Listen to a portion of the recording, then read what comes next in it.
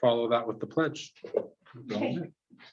Our dear kind Heavenly Father, we're so very thankful that we have an opportunity to serve Landing residents. We're grateful for those beautiful town in which we have to live and to be part of. We ask for thy blessings that we may. The biggest blessing that we need at this time is moisture in our area, and we ask thee with very fervently for this blessing. And again, we're grateful to be part of this city, and these things we say in the name of Jesus Christ. Amen. Amen.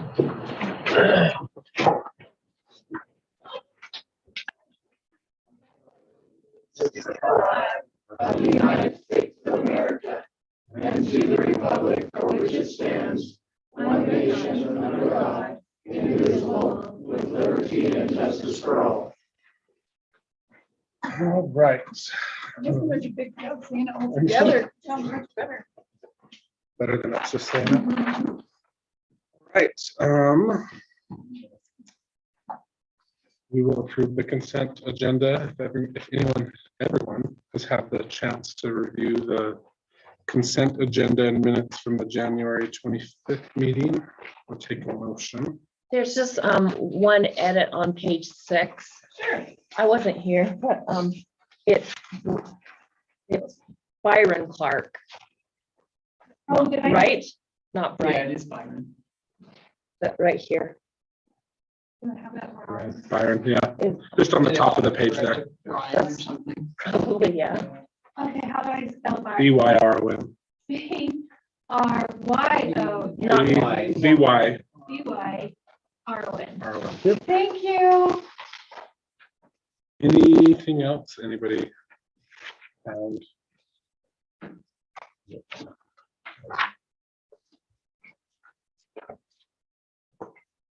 Well, for this meeting on the reports, church needs an R.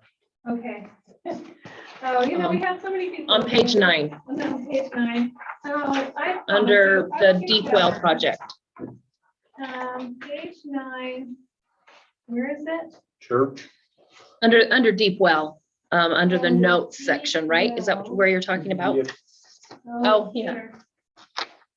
Okay, this isn't the minutes, but I will definitely. it's change for, them. it will be next time on the agenda, so. Yeah, okay. I'll make sure we have. And it's not. I We're all can't, I learning. can't believe I caught it. To be honest, I am proud of you. Should be. Okay, we'll make those adjustments. right, we have a motion. I'll motion to accept the consent agenda and minutes. Okay, No second. all right. We have a motion from Councilmember Grover and a second by Councilmember Gosser. I'm gonna say it right. All in favor? Is that right? Aye. Aye. He said I could say whatever, however I wanted, but I'll make an effort. Conflicts of interest. Does anybody have any conflicts of interest they would like to disclose now? Okay, we'll move to our public comment section. If anyone from the public wants to comment, you can stand up at the podium and tell us your name, and we'll give you 3 minutes-ish.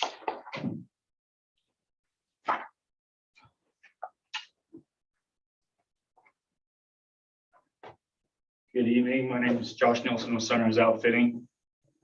First of all, I'd like to thank you guys for approving our subdivision last time. So we're ready to move on to the next steps. I have some information here if you guys would allow me to. Yeah, that's fine. So you can follow up on it. And I know this is just public comment and we can't act on anything here, but we're going to try and get on as an action item in the future, and this will help maybe give a little more clarity. I don't know if I have enough for everyone.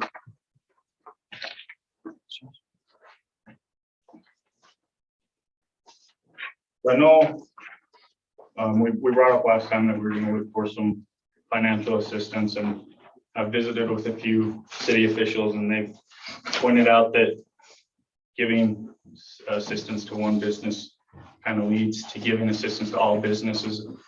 And we feel like there can be exceptions to that. I know I don't have time to read through this whole thing, but just some highlights here is Sunrise Outfitting has been putting people in hotels in Blanding for over 30 years. Our clients aren't our neighbors down our street. Our clients come from all over the world. People from different countries, people from all over the country. There's a section here that gives some background on our view of tourism growing, how strong it is in the economy. Then there's talks about our project there. There's a little picture of our building that we're building. There's also a page there that talks about the benefits. I'm just going to read because I know we're short on time. Just the city part is we are not just building Sunrise Outfitting. We're going to be building Blanding. We're an asset to Blanding. We're going to put a new building on a vacant lot, which is aesthetically pleasing. Every one of our clients comes and uses lodging and fuel and groceries, dining. So several other people get patronized when we're here. We'll be paying utilities. We're going to be providing jobs. So we're here to help the city. We could have built outside of city limits. I had land available to me. We chose to build in city limits. And so we're hoping that we can get a little assistance here. There's a breakdown of our financials there with our projections for this coming year, probably next year, as late as we're getting into this year. But as we grow in the coming very short future, we're looking at huge numbers of growth, which means huge number of visitors to Blanding and staying in Blanding. And a big part of this proposal and a big part of the reason why we're doing this project is the amount of people that are visiting the parks in Utah. They'll hit Zions and Bryce and Staircase, and then they go straight to Moab. They drive right through Blanding. A lot of them are starting to get aware of Cedar Mesa and Bears Ears, and they'll come here and they'll ask a few questions about it and realize there's no infrastructure for it. And we can provide that infrastructure. We can provide the guidance, the safety, and we can provide proper instruction on how to handle the trails. Don't let the cattle out, don't destroy the water, things like that. And most importantly, don't mess up the ruins. I don't know if that's most important, but it's very important. Anyway, our request, we're requesting assistance in waiving the utilities. It breaks down there. I don't know if I have those numbers exactly right. This is kind of very new to me, but it'd save us nearly $5,000 just in waiving that. And we don't feel like it really has a huge impact on the infrastructure or tax burden to the city to help us out there. We're also asking for them to help with running the utilities up to the meters. The reason for that is the sewer main that we're going to is the main sewer main. It's really deep, it's really big. It's not just tying into a 12-inch pipe. It's a little more intensive than that. The water's up on another property owner's property. The gas meters not only on another property owner's property, but we've got to tear up this whole driveway if we can't get the city's assistance, and he isn't super keen on that idea. So we're looking for that. There's also a head gate there that belongs to the city that we're requesting it to be removed, so that safety hazard is gone. And there's a little map there that kind of shows that, and where that's at in the city. That white building there is Super Splash. We are the second lot there. There's two 100-foot lots there. The black line's the sewer, the blue line's the water, the yellow line's the gas. And then if you can see it, I can't, but there's a red X where that head gate is. So that's what we're working on and what we're proposing. We're hoping to get on as an action item to have you guys discuss this further in the future. So this will break it down a little bit more for you, and you can be aware of what we're going through. Well, thank you for your time. Also, I support SFW. They bring a lot of people to the county. Thank you. Josh. Sorry, just real, which of these is yours? Mine is so you got Super Splash, where the building is, the middle one's Super Splash Extension, and then the furthest north one is us. Thank you. Okay, Lloyd Nelson, again, I'm with Josh, I'm Josh's father. Tried to break it up if we have too much speech, and I'd say something. And like he says, Sunrise Alpine's been putting people in motels for 25, 30 years, bringing them here as destinations, not as a pass-through, not as a travel. We're looking to expand. If you drive Main Street from Trihurst all the way up to Yak's Cafe, with the exception of a college, which really ain't business, there's not one business on Main Street that I can think of that actually brings people to Blanding. We will support bringing people to Blanding, every one of those other businesses, either directly or indirectly. People buying motel rooms, fuel, eating at restaurants, or happen to indirectly by having to hire more business and stuff, probably reds, more stuff and to stay for people. So everybody on Main Street, including the city of Blanding, will benefit from this little business coming in. We're looking at a destination place, not a pass-through. We could have built out on my 8 acres of ground, which would cost us half as much money. But Josh and I really talked about it, and we're thinking too many people come to Blanding. Him and Shirtdale would ask him all the time, okay, Bears is here, we've heard about it, so what do we do when we get here? We decide to provide something for them to do, to keep them here while they're here, a night or two longer, to fill another motel night, to eat in another restaurant, and to help us, business at us. We're providing a service that Blanding really needs, a service that will be a destination for Blanding to come to. And Josh is talking about that natural gas. The reason that we really like help with the natural gas is the torpedo that Preston can stand underneath all that cement instead of digging up that cement. I've talked to him about it, and he thinks he could run that torpedo, and we'd only be digging up a 5-foot square cement in Sealy's parking lot. But if we wouldn't have built this or bought this and been out of town, that natural gas would have just been buried deeper, because Sealy wouldn't have done this, because he just would have did a boundary expansion, So we've come up with a lot more expense to be on Main Street, to get these people that are coming to Blanding and have nowhere to go, or no access to do it in cars and stuff. So we greatly appreciate your help. Thanks. Thank you. Thank you.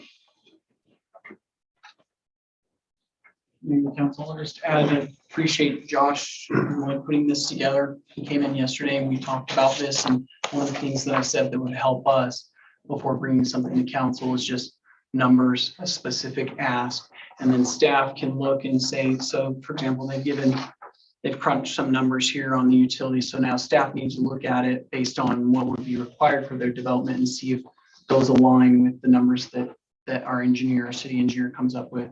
And then also we can look at their anticipated gross revenues and see what does that mean in terms of tax dollars to the city.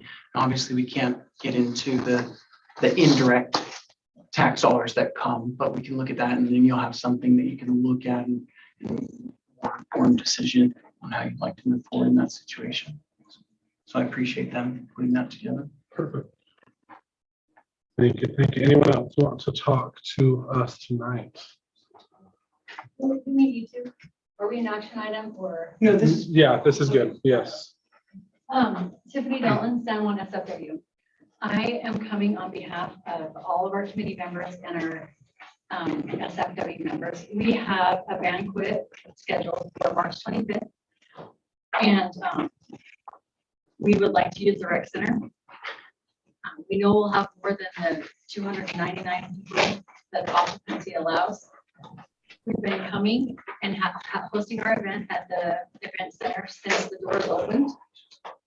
We outgrew the high school the year that this was built, and we're very grateful that it came just in time. So we worked really hard to increase our membership and to increase the awareness in the community and to increase our fundraising abilities, which we've been very successful at. And I feel like if we have to limit that down to, I don't want it to feel like some exclusive club. Day one got in and everyone else was excluded. I would like to ask what the, I guess maybe what the city's main complaints are, or their main reasons for denying our ability to have more than 299 people. Typically, we don't Yeah. go back and forth, but we'll address it. We have something These are prepared to it. because we only Yeah. have- We'll address it tonight. We have information on it that Okay. we'll share. So that's what I need to do right now. Yeah, that's perfect. Unless, I mean, if you have a follow-up question, you can ask. Well, it's not a business item. And you can answer for the next meeting. So there wasn't a direction from the council in the last meeting to make this a business or discussion item, so we did follow-ups, and I've included in my reports information that I found. If there's desire to have it be a discussion item at the next meeting, we can do that, but that wasn't direction given by the council. at the last We'll meeting. discuss it in your report. Yeah, I'll bring up some of the things that answer some of the questions that Tiffany has asked in my report. I'll talk a little bit about that, so Do we know how many people attend the event? about Do we know 500. that? It was over 500 is what you said last time, I Last year think. was over 500, and we closed the event about 2 days before we stopped selling tickets. So, I mean, honestly, we could have a lot more than that. But if we'd be grateful if you would let us even have 500. I mean, Okay. I'm afraid we're gonna have to move it to Moab, honestly. Okay. Anyone else in public comment, public input that wants to share it now? Yeah, so Mr. Flannery, thank you, Mayor and Council and staff for allowing me this opportunity. I also want to talk about what Tiffany brought up about the SFW banquet.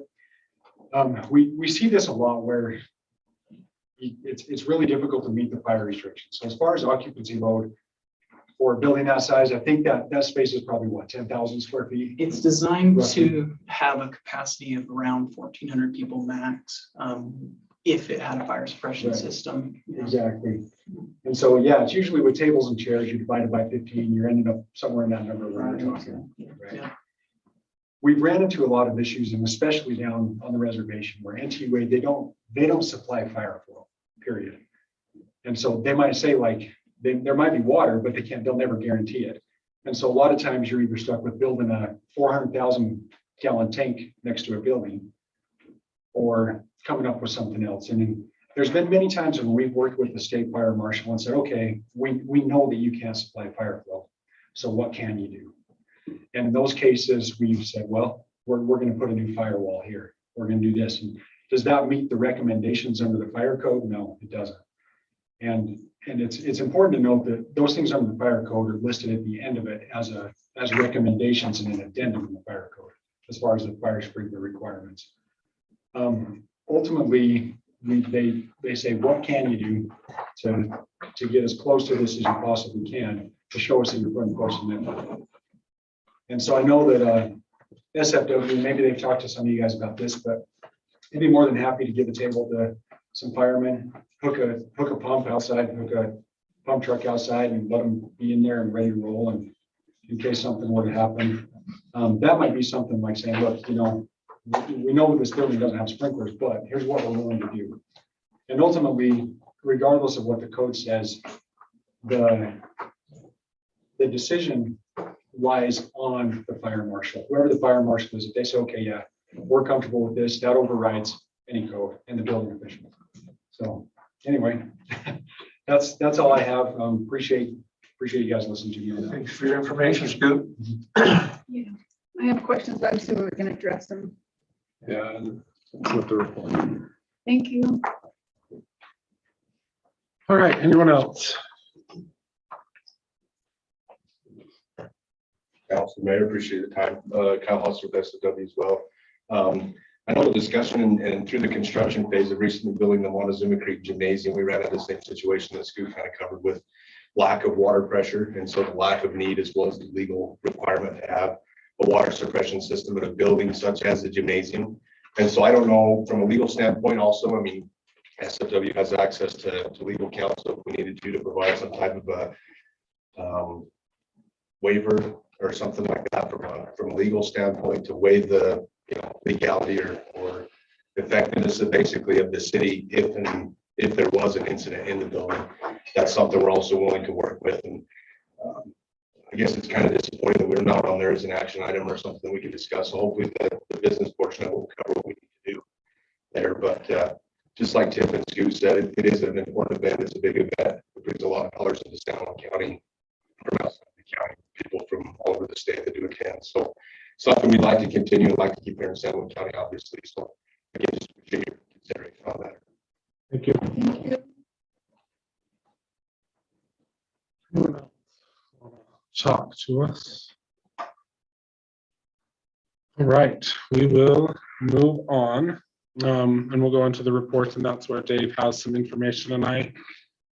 And for my report, we talked a little bit about the Sitla lands trade that is probably going to happen, it sounds like. And I've spoke with the Lieutenant Governor this week and with Reg Johnson, who is on the governor's, I can't remember what his role is, but he's on the governor's team. And Reg actually just called right before this meeting, and he wanted to know if the city had time to put together a map of what we would recommend to be traded within San Juan County. If there was land close to Blanding, or if there was land that we had looked at, and I haven't looked at that. Like Phil do that. Phil has, Okay. and I talked to Phil a little bit, and he was gonna let me know of what that looked like and kind of what his thoughts were, so we can maybe come together with a plan. And then she was gonna have some conversations and make some phone calls and get back to me, and I haven't heard back from her. Do you know the timeline on this? Reg told me tonight that we're looking at days to weeks and not months. So it does have to go through the legislative body somehow, whether that's the state or the, yeah, we weren't Is sure. it part of it, another bill, or is it its own, or is it its own? It'll more than likely be its own thing if it comes that way. There's a few different ways that it can be done, and I think that it's probably being done in a few different ways. So it's pretty backdoor, closed room kind of a thing. So, but I'm trying. I've had a ton of phone calls. I've talked to some of the permit holders that have permits within those Sitla pieces, and it's not a good thing. So we'll keep trying. Not a good report, but a report nonetheless, I guess. So what Sitla wants to do with the land in it, sorry if I missed this at the last meeting, is not a good thing. So we don't 100% know is the thing. So it's been said that they want to trade for sure the land out of the Bears Ears monument, the Sitla pieces within the monument, outside of the monument, but it's been said that they're going to be trading them to the Uinta Basin area, they want to have that because you can only trade it with BLM land. It can only be traded with BLM. So And they wanted. we get more BLM, Lots of oil. they get less BLM. So it's less control essentially. It creates And more for land us. here. So We might need to call a special meeting or something for that. potentially, yeah, I think we're still working on it. And if there's anything we can do, we would obviously do it, I think. I say that, but we need support from the council. So if I know more, I'll let you know, keep you posted on that. And that's all I have for a report. Does the city council have anything to report? Okay, Dave, the manager report. Okay, I've got a few things. Let me just see if there's anything I haven't mentioned before I address the fire sprinkler. I think everything else, for the most part, is self-explanatory. I will highlight the baseball dirt on field 2 has been tilled, compacted, and what should be here in time to have the field ready and done for softball season. They're sitting there. And it's only one load, and so. All of our. Oh, did you receive all of them now? Okay, perfect. And David could probably touch more on that, I guess, in his report. So just jumping into the fire suppression system situation. So, and I appreciate the time that everybody's taken to come talk about that. And I guess I should just preface this by saying, if it were my personal opinion, Dave Johnson's personal opinion, I would have no problem with this. I agree with all the points of the business that it brings here and everything. So the comments I'm gonna make now is just my professional opinion as the city manager, looking out for the best interest of the city, as well as the recommendations that I received, and I'll play into that. So I've spoken with the state fire marshal, a couple of individuals from his office. I've spoken with our insurance, that's the email you have here. I've also spoken with our attorney. And there's a couple comments here. Really, the sole reason why we can't do it is because last year we learned about this right before the banquet happened. And because the banquet was about to happen in like a week or two, we were given, the green light to say, yeah, just let them continue. But next year, you gotta figure something out, whether it's getting in the sprinkler system or these other things. And while I appreciate what Scoot was saying about the state fire marshal, code does matter. And the state fire marshal said there's not an exception that will be made for exceeding the 299 because there is no fire suppression system. More importantly, our insurance, that's the real big deal here. They will not cover us if there is an incident. And a couple lines I'll point out from their meeting is they state a good plaintiff's attorney will make the most of the fact that the city directly and intentionally violated code as an example of negligence or malintent. The city would have no defense to negligence or potentially gross negligence claim for allowing the over occupancy. So if you in a meeting formally say, yes, we're going to allow it, you're legally formally stating that we are assuming the full risk and therefore our insurance would not cover it if there was any kind of incident. And they even acknowledge the likelihood of an incident's probably not going to happen, but they say it's not just fire and they list some of these other things. And that's why I say like, this is hard for me to say because I 100% agree with them. I want to see these kinds of things happening. One of the things that I discussed with Tiffany about over the phone was if they can even find another venue, indoor or outdoor, we would help supply chairs and tables because we want to see this happen. But we as a city, we're in a rock and a hard place.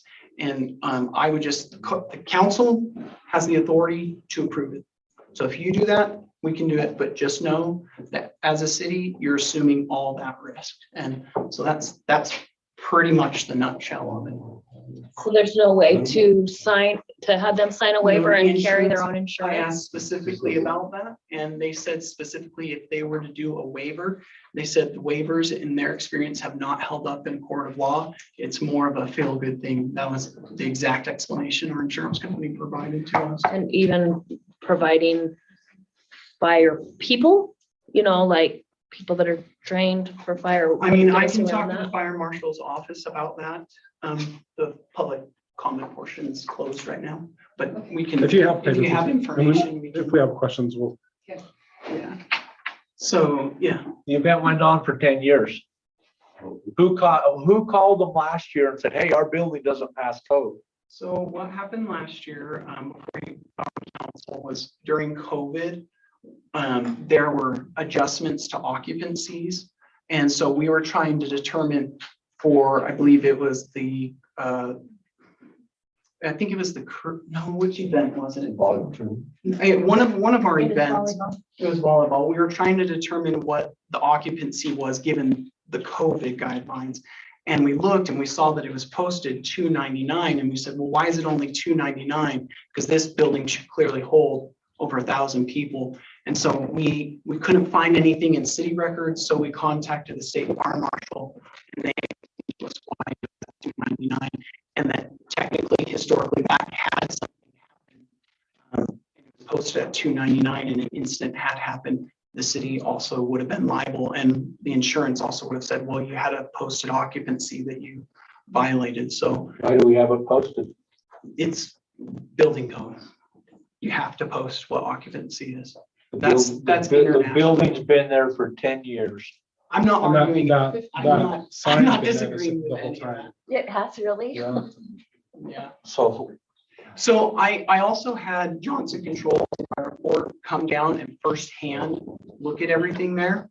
And he, in his inspection of our current fire alarm system, said it doesn't even follow the schematics of the blueprint, where you should have an alarm here and alarm here. We just put one in the middle.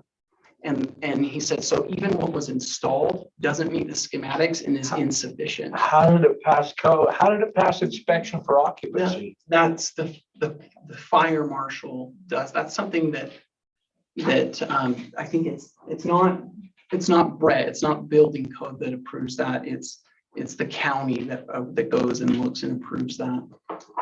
You know, I've had events out of county facilities and I've had to get my own insurance. Right. I didn't depend on the city insurance or the county insurance. What's the difference with this option? Because these guys insure themselves. Our building's not gonna catch on fire. The city is, Nobody's gonna fall in the swimming pool. yeah, even if they had their own insurance, the city would still be liable for. Then what's the use of having insurance second party? Because That's the what, part they don't address, the insurance company doesn't address at all here in their letter. If we're not insuring, because even if they have insurance for the event, if the occupancy is posted and you made a public decision, if you made a public decision to go against that occupancy, even their insurance, any insurance is not going to cover this with a defense attorney. And so what our insurance is saying is that the situation is the lawsuit, not whether or not necessarily even a third party insurance would cover it. This is the city would still be liable. It goes beyond insurance. It goes code, insurance, and just frankly being liable, being sued. And like I said, this is not something that easy news for me to say. I'm just presenting the facts of the information. that we discussed. what did I say last time? My trust of who? The city, or I mean of state? This is one. So, but this, That's Which like, I don't remember what you said. Marshall is oversees our buildings, you're talking with the county, the county, right? Right. So because we have a county fire marshal. have we addressed this with the county fire marshal to see if there's any options, including providing a fire truck on standby, anything like that? I've not, honestly, I've not asked the question with fire truck on standby, but the state fire marshal did indicate that we can't exceed this occupancy. I don't know why we're working with the state fire marshal. That's my Because question. I tried initially to get a hold of the county and work with the county, and I couldn't get any information on it. And this was a few months ago, to be fair. This wasn't Will you recent. run that option by the state fire marshal if there's a truck there with water ready to rock and roll? Or if there's any circumstances. Because Absolutely. this, what they're doing, I don't want to see it stop. So I don't want to see it go to Grand County. I 100% agree. The other thing that we need, even if the fire marshal gives the okay, we still need them to officially submit their event application, which was never completed. And so we just need them to finish that application, put it in simultaneously while I try to ask the fire marshal this other option. So I believe we need to do everything we can to facilitate this happening. If it's having 3 fire trucks on standby, because this is a big thing for our community. I agree. The only caution that I would give you that's outside of their event is that if we do it for this event, every event request we have that's third party will request the same thing. When I was reading this, I wrote one-time deal until we get it fixed. I mean, I think that's a risk, but I don't think if we have other people coming in with 500 to 800 people that are clamoring to come to our city, then maybe we would make an exception for them as well. That would be great if we had that. Right. So let's welcome them in, but you might have enough council members to pass it, to be honest with you. It's not me Which is versus fine. you. I'm just giving you. I'm the telling you, facts. because in the beginning, I'm just you made it telling very you. clear that we could not do this without a city council vote. Right. And I don't know, it might be enough. But I'd like the county fire marshal to come meet with us. That's, I mean, what, Who is the fire marshal It's- now? I couldn't even. MacArthur? MacArthur, yeah, right? in San Juan County, it's David Gallegos, but he's gonna defer you to the state. Then that's exactly Oh, what you won't? happened. Yep. Why? Because he doesn't want to make a decision? Yeah, well, and that's probably mostly it. I guess. I would be loving in any comments made about individuals And right I now. would say it's probably the same liability thing. So, yeah, So I think that's fair. I think that if we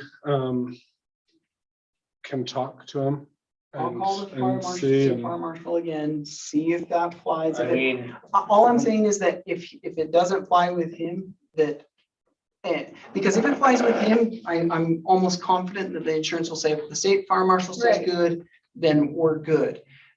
I'm sure there'll be some trepidation even still with our insurance saying, a good lawyer might say, this is secondhand approach to this, meaning that like not what should be done. It's not technically meeting standards. I'm just talking out loud. they've got an insurance policy here. So what they would need to do is one, if the fire marshal gives the okay, so there's a few steps. If the fire marshal gives the okay, if our insurance says that they would support that and that they would still cover us. And then lastly, if they finish their application and the city must be identified as an additional insured on their insurance policy, which is what we require of all events. So those three things have got to happen. can those three things happen tomorrow? Simultaneously, Like, yeah. can we do this tomorrow? If I can I get. a would hold like of the to be fire there. marshal. I would like to be there in your discussion with the fire marshal, if that's possible. I would recommend that you're there as So a well. question for you guys. Is it possible you could do, if this doesn't go through, you could do like a lunch and then a dinner and sell that too? That wouldn't work? No, Why How not? outside? most of the people are traveling. So How many from Landing? a lot of people from Black Probably- Hill. Probably 400 of those are from Lane. Part of it is like an auction and stuff, and just having a split like that would be logistically difficult. So I guess I might ask you a question too. When we spoke, Tiffany, I recommended, I know you used to have it at the high school. Is there a reason why it's not big enough for the 500? We have to do it. Plus you'd have to move all the chairs and stuff down there. I mean, I'm willing to offer up our staff, our chairs and our tables to assist with that. Dave's gonna hire me. I would even get out there myself, helping move those things, but I just want to make sure that we're not putting ourselves in a precarious situation. I think that's a valid point. I mean, how many does the high school hold? Like, the high school seems like it would hold 500 if you're gonna limit The high school that. doesn't have a fire suppression system. Either. The high What's their- school is grandfathered in and they don't have to obey by all these rules. So do they have an occupancy? No, Well, McDonald's has an occupancy of 151 in Moab. Well, if they're grandfathered, then it doesn't matter, because then That's their ridiculous. insurance. And the high school is gonna burn before that brick and mortar building's gonna And burn. nobody's arguing the. We're arguing the ludicrousy of government. I'm not disagreeing with that. I'm the city manager and I agree, government's slow, it has processes, it has hoops. But there's reasons for that. And that's interesting about the high school. I didn't know that. But if they are allow an occupancy of that much by being grandfathered, then their insurance and all that would cover. I was gonna ask if it's posted, if anyone knows the. I would assume it's probably $3.99. about $100 more, you know. Still So not. we need to find out from the fire marshal also if there's any way to increase our occupancy. mean, Yes, he simple. told us that by adding the fire suppression system. Are you Besides talking with that. an alternative means? Is Right. what you mean? Or even, I mean, For even, this event even not to capacity, but is there I- a way to get it even to 500? to 500, I right? mean, we're planning on doing the work on the building. I think we have to. Yeah, I think yes. So I believe we have to support this group and we need to jump through any hoop. We So I need to feel jump like- through. On to that make it note, happen. as part of my report, I think it's important for me to add, when I had Johnson Fire Systems come and look firsthand, they gave me an actual, as hard as you can get bid without design, okay? And that's spelled out here. So they were not far off from some of the other costs we got. For the fire suppression system alone, it would be 260,000. As staff told you before, it'd be around, 300,000. the alarm system, they're saying what we need is actually gonna be around 160,000. And this is not going into drywall. This is just external everything, so. Where's the drywall in that building? Well, hold on, that's what I'm getting to. So they said the only places with drywall would be like the bathrooms and the workout rooms. Everything else actually has worked really nice because there's not, you have ceiling tiles Steel. and then up above, yeah, and then in the gym. So that actually saves us costs. But what they recommend is that we actually spend the 8,600 for design. Because then when we go out then we could get hard bids from contractors, like exact bids. They suspect that these prices will go down when we have the legitimate design. But right now, given inflation and materials and labor, I'm not so sure. Like he couldn't even get us the bid for the underground dedicated line because the guys that do that were so busy. And so this number is the projected number from our city engineer. Although he did mention that a dedicated underground line is about average is about $20,000 for every 10 feet. So this estimate was pretty relative, I think. So what I wanted to ask the council tonight with this is, I can bring this back for a discussion item, not with the SFW part of it. We have kind of a direction there that I can go and do. But I would like to bring this back, the fire suppression system, as a discussion item to receive advice and consent from the council on how to move forward with that. So this is mostly informational purposes right now. And these numbers came in not only close to what we were thinking, but even a little higher. Because if you remember before, we were thinking at the most, it'd probably be about 400,000. With a more accurate estimate, it's looking like it's closer to 500,000. So just FYI, and I received. Well, the fire alarm is what's expensive. Yeah. And there's no way to use our current fire alarm system. No, especially the fact that it didn't even follow the original schematics. He said because with a building of this size and the parameters that are required with it in a suppression system, you need a voice system to be in place, meaning when you have a large building, you need the lights to flash. They have a certain distance that they flash that they can be seen. That's why they should be here and here and not just in the middle. And then also a voiceover. So in a large crowd, it helps direct people out. And those are state requirements again for fire code. All right. So let's, as far as the SFW. Yeah. Let's have the SFW get their application done. Let's call the fire marshal tomorrow. And then if they have a way for us to do it and we can do it and just go through it without a meeting, we'll do that.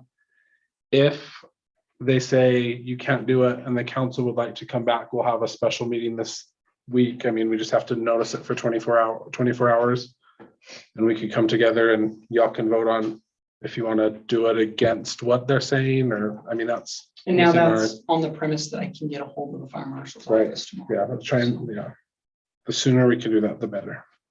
If you can schedule a time, I'd like to be there. I'll see what I can do. What I've done before is I've just tried to, I picked up the phone and tried to call them and see if I could catch them. If you get on and want to text me or something, I'm flexible tomorrow, so I could come down if you just shoot me a text. And I'll see what I can do. So. Okay, so we'll do that. Anything else in your report? Honestly, the only thing I want to say, like, to the group is I am really sorry about this situation. I feel awful of where it stands. I feel awful about the information that I'm having to present. It's a really a rock and a hard place. So please know that I'm sincerely saying anything that we can try to do within our power to make it work, we're going to try to help you. But I know my hands are tied in a lot of ways, and quite frankly, it's really the council's hands that are tied in a lot of ways. So we'll see what we can do. Okay. All right. You guys are okay with a couple Don't more go to days? Grand County, please. Don't. We're just waiting to print our tickets now. Yeah. like- Okay, have 2 months to start selling. We'll do what we can as quick as we can. Thank you. Let's find a way. Thank you. All right.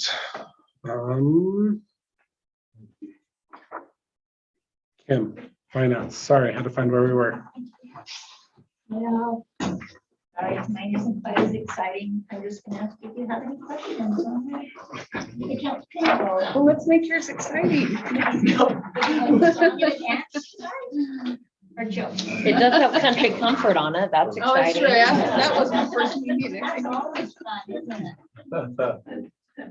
I tell you what, those little green buildings are nice. Yeah, we're nice when you're out in the farm. Yep, I have one down the farm.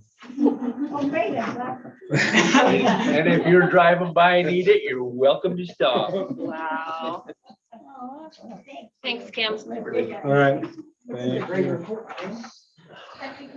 Okay, Public Works Water Report, Terry. All right, Mayor and Council, we have the January 2022 water report in front of you, which doesn't have much. Water, also, we had a hard drive failure on the SCADA system, so we don't even know how much water we made. Not only do we know not having any water on the mountain, we don't even know what we treated, so anyway, we're back Say up that in again? action. You don't know what we treated? No, No. our SCADA computer died on us, Oh, and so we lost this last month's data. To be clear, we don't have any worries about any kind of issue with the water. you just don't know the The quantity. treatment We don't worked, know the but the number. records didn't. Right, exactly. Don't know the quantity. Anyway, we have less snow on the mountain right now than we did last year at the same time. We had very little runoff last year. So Praying for moisture, pray for snow and rain. hopefully we make that work. Questions on the water report? And some more. Thanks, Terry. Police, Chief Bradford.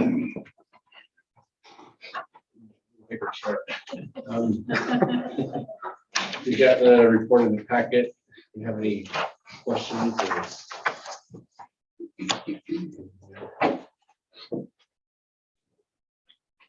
I do not. Somebody else have questions for Chief Bradford? A little bigger, a little easier to read. I like it. You don't need your Oh, bifocals? I don't need my glasses. You're almost there, Dave. Almost there. David Palmer, Recreation Report.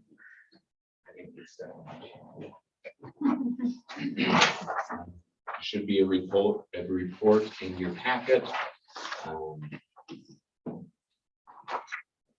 Sure you guys probably have some questions about me about everything that's going on right now. You want to just kind of highlight the baseball stuff maybe that I didn't touch on? Yeah, so where we're at with that project right now, we've been working with the company that we bought the material from.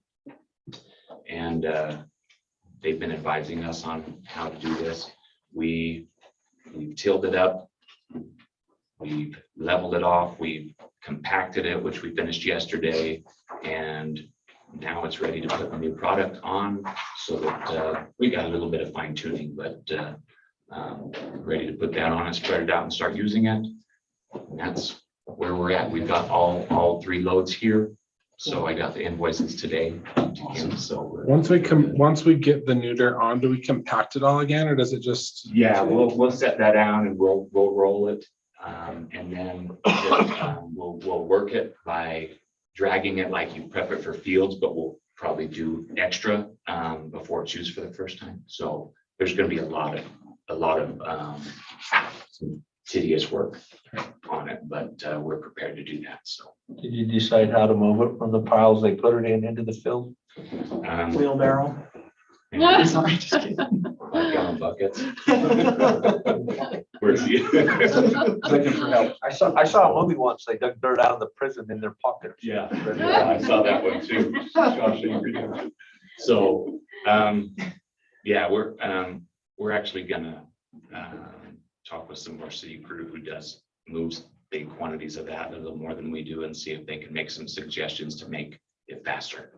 But if we're on schedule though right now to be done before the high school wants to start practicing on it. So Do you want to tell them about your going plans for the other 2? So we've really liked, we're out there walking. I've been down there every day, but So the fields 3 and 4, it's just, you can just scoop stuff up and it's like you're at the beach almost. It's pretty bad. But the product that we were able to create by tilling and mixing some of that clay in is such a better playing surface than what we have now. It's not going to be as nice, of course, of the new dirt we just bought, but it's way safer for kids. It's stiffer. It just is more baseball-esque than a beach like our current ones are. And it is such a minimal cost because I can do that myself in-house, and to bring up some of that clay and to mix that. And it breaks down the cinders further is what it does. Yeah. That was also recommended to you months ago to try that. Has seen that, and so yeah, I plan on doing that, and those will all be ready. And we've got some new bases. We put some money into the field so that we're playing this year. It should look sharp. They're lined up with the foul poles. So, pardon me? They're lined up with the foul poles. No, they're not even in yet. But they will be. It definitely will be. I think he's saying foul holes, Foul but holes, he's okay. saying it so quick that it. Well, I don't know baseball, so. I'm like, it could be You know, those drift on us and move, but Brian is coming up with some concrete things that we're burying that have the posts so that they won't be able to drift and move on us, and it's going to be really slick. They're going to be a lot nicer, and those have been buried underneath. I talked specifically to Brian about that. Yeah, just a lot of little niceties that we're going to be doing for this spring with bringing in the dirt. We're like, well, we can't just do that. We need to give everything a little facelift, so we're going to do as much as we can. Question, I was told there's some holes dug on the baseball field. What's going on there? On the big field? Holes dug. I don't know. Coach Nielsen told me there were some holes. He thought you guys were doing some work on the field there, but you're not doing anything. We're working with bases that Brian's working with some bases that I'm not aware of. I'll follow up with them and see what. Yeah, so that's news to me. So Okay, thanks. anyhow, we took a roller out there, so he may have removed some On the bases to softball take field or the baseball? the baseball. So he's taking a roller to try to level down some of the baselines where the grass is, and a roller to make it so that it's not a lip, and it's really helping. So maybe he removes some things so that roller wouldn't affect it, but I can't say that for sure, but that would be my assumption. So. I did happen to have the softball coach go out and look at the field today, and I texted you. Yeah, thank you for that. I haven't seen him since he went out and saw it, but It's like you're both busy or something. I know, it's crazy. But he did say that it was much improved from when he went and saw it, I don't know, a week ago, a few days ago. Yeah. He felt like it was solid, and he's really excited, thrilled to death. So, Yeah. good job. So we were excited about it. We put some pictures online and wanted people to be aware of what we're doing, because it's something that we've wanted to do for a long time. But sometimes when we see the middle of a process until it's over, we're thinking, oh, well, this isn't going to work.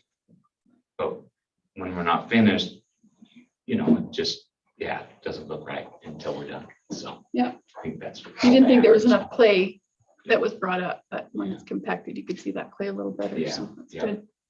So I feel really good about it. So I'm pretty excited about it. Steve. Okay, any more questions for David? He's gone. So we're good. Thanks, David. Lucky if you do. All right, we'll move into the discussion items portion of our meeting. We just have the one item here, the airport commercial policies. Yes. David will give us that. Mayor and council, so, we've had a variety of things come up with the airport, whether it's hangar leases, the situation with Chase Palmer, with the tie downs, just a variety of things that have made us say, hey, we need to look at what our commercial policies are, because we really don't have policies on commercial. So what we did as staff is we looked at a variety of different municipal airport commercial policies. And all the intent is today is to tell you some of the types of things we saw in policies and get a sense from you of just off the cuff tonight, kind of what you like, what you don't like. And then as staff, we can draft, or we could put together a draft policy. What we didn't want to do is put together a draft policy and you guys hate the direction we were going. We just wanted to get a little sense of direction. So some of the key things that I thought to point out, as you can see in the staff report, is and I gave an example, I think of Spanish Fork and I think of Cedar City. And those are just two of some of the ones that we looked at for commercial policies. But some of the questions that we thought were important to discuss tonight as a council is, what commercial uses does the city want to allow? And if you look in the attachment, there's it shows a variety of types of commercial uses, from flight schools to selling of fuel. There's just several different things, storage. Don't we already sell fuel? We do. I'm just naming some of the types of commercial uses. Air charter taxi. There's a variety of things. So what types of commercial uses do you want to allow?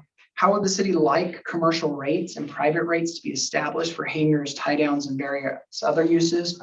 So one of the things that we found right now, we gather, or we collect about $100 per hangar on the private hangars, or not the private hangars, the city-owned hangars.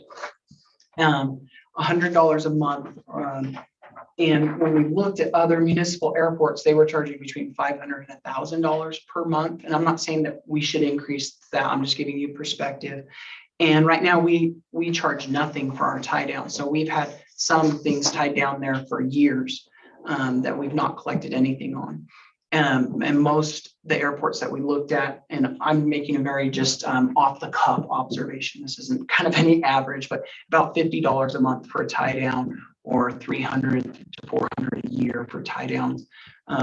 Also, several airports, especially if there are flight schools, they have a per landing fee because of the wear and the tear, especially with a flight school constant in and out on the runway. Right now, we actually don't have any revenue streams, impact fee type things to assist with the maintenance of the runway. And so those are some things to consider. I'm not saying we should do those things, but those are a few points that us as staff thought would be good to discuss. The last question to consider is, does the city council want to limit the types, the number and types of commercial uses to ensure that we don't overrun private uses? So for example, some airports, they allow a kind of like we did with our FBO, contract. We have our one FBO. Some cities say we're going to allow one flight school here. Send in the proposals because they don't want the flight schools to overrun the private uses. Some say no, as many flight schools as possible. Yeah, go ahead. Brett, how many airplanes use our airport right now? Not counting Classic or Guardian? Huh? We have about 12 different planes. 12 a day? No, that are based down there at our airport. I think he's asking how many landings do we have every day? Takeoff, landings, how much use of the airport do we have per day?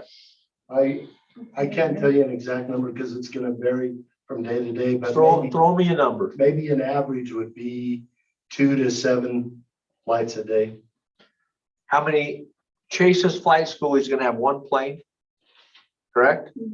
I don't know. Currently, yes. Yes. How many takeoffs, landings is he going to do a day? We don't know. He would have to submit a proposal with that. I mean, yeah. So I'm not saying we should do the charges. I'm just saying these are things some airports do. what I would like to see is something put together that we can talk about and vote on. Right. That's what staff is planning to do. But what we didn't want to do is recommend like 5 different types of rates and charges, and the council be like, we hate all these, we only want to see this one. So what I'm trying to get a sense of is, do you like the idea of charging per landing? If not, we'll throw that out. Do you like the idea of having a rate for tie downs, a monthly rate for tie downs, which we don't have? Do you like the idea of increasing our hangar fee, or do you want to keep it the same? And then the rest is essentially what we would do is we would say, hey, we should take some of these policies of different types of uses, flight clubs, hangar, really things. Because for example, flight schools, one of the requirements of the FAA is that, and our consultants here, so maybe he could speak to that, but is that they have to have a space on site for like classroom space on site for a flight school. There's other little requirements like that that we. Do we have that? Well, he's not doing the class on site. That's the difference. He's just storing his airplane. So I'll give you my opinion, and then if anybody has questions, they can ask for some time, I guess. Yeah, and that's what we're looking for, is feedback. So on me, direction. I want to say that I think that and this is my opinion, like I'm not a pilot, but I don't feel like our airport is used so much that we're going to make a ton of money, whether we charge for a lot of things or not. So I would like to keep things cheap. I don't want to, because the people that are coming and if they have to pay a tie down, more than likely they're going to stop for gas if our gas is cheaper in the area, because a lot of the pilots that come through that I know and talk to will skip over airports if their gas prices are higher than the 120 minutes, Or it's if not they 20 hear minutes. our fuels. So if the gas is cheaper somewhere, they're not even going to stop. So it does no good for us to have a tie down fee anyways. And then if we have a tie down fee, they're probably not going to stop even more. Usually like a 1-day tie down fee, I think was just a few dollars. Right. So I'm saying let's do what we have to do. If we need a policy, I say it's good to have a policy, even if it's the bare minimum of, these are the basics. And then if we get to a point where we ever need more, we can add to that. But I say keep it as simple as possible. I don't love fees. I don't love us looking to charge for a lot of things. Now, one thing, sorry, with the tie down specifically, maybe, I didn't think about this till you made your comment. Maybe we don't want to do fees for those that are coming for a day or whatever, but anyone that's there more than a month. That's what I maybe we think. have- And maybe that makes sense, because maybe it does maybe it's fine to pay X amount of dollars because I know I'm gonna get it for a full month.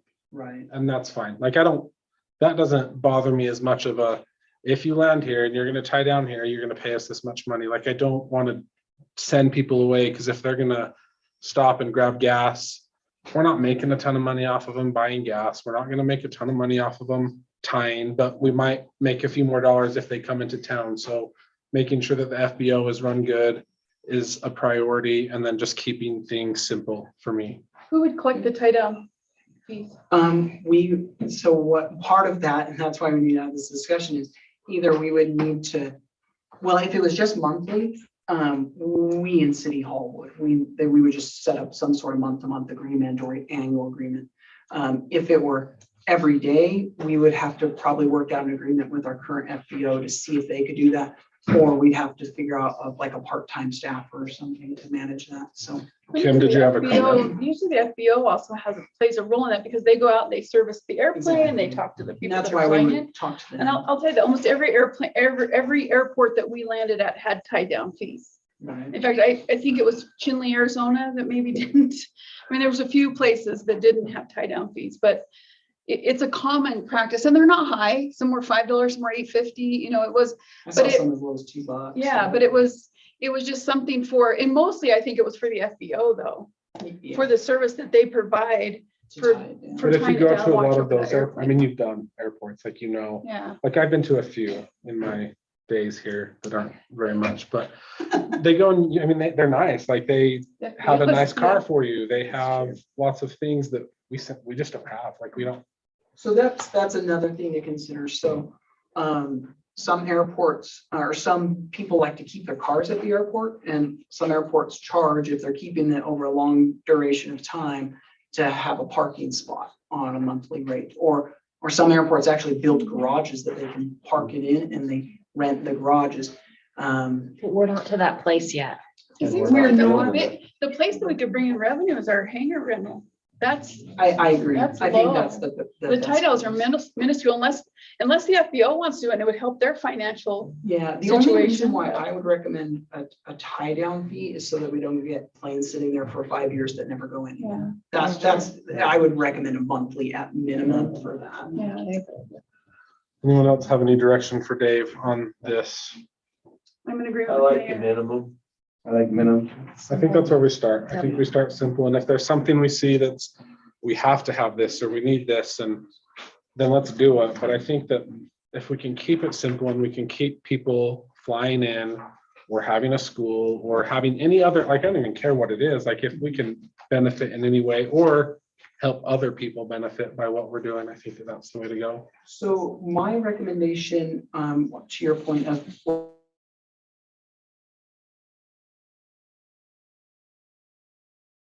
and then also it's $500, right? So what I might recommend when we bring a draft policy to you is incrementally increasing, you know, where maybe starting next year, the next 2 years, it's $200, and then the next 2 years, it's $300 until we get to, do you want to be at 4 or 5?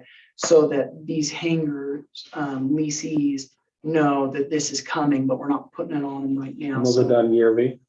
$100 a leases? month. Or, I'm sorry, Is it I meant $100 a month right Yes, now? thank you, yeah. So basically, the monthly fee, and then we calculate what that translates into in the annual fee. But yeah, right now it's $100 a month, so maybe we say, okay, next year, it's still gonna be $100 a month, but starting in 24, we're gonna be at 200 for 2 years, and then 300 for 2 years. That's just a thought of how to approach it. How many hangars do we have? 15, 16, 15, 16, yeah. And We're getting $1,600 a month right now. yeah, that's it. That's low.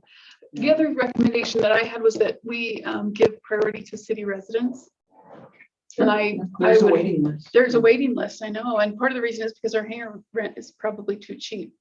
But I don't know, I like that suggestion, because we've got people who probably do need to have a place to put their planes, but don't have anywhere, And I think because that, outsiders are coming in and taking up all the I storage. think we focus on, sorry, Kim, I think if we focus on people that are using them to fly, so they're paying for gas, they're using, like, they're Well, the buying new into it. agreement, we're allowed to go in and do inspections every year. Right, to so I make think sure- that will help make it so we want to benefit, but also, like, we want you to be using it, like, that's the purpose of it, is to use it as a hangar. Right. Kim, I was just gonna say that your policy already states that local planes would take priority over some of those good. things. So we And have a policy?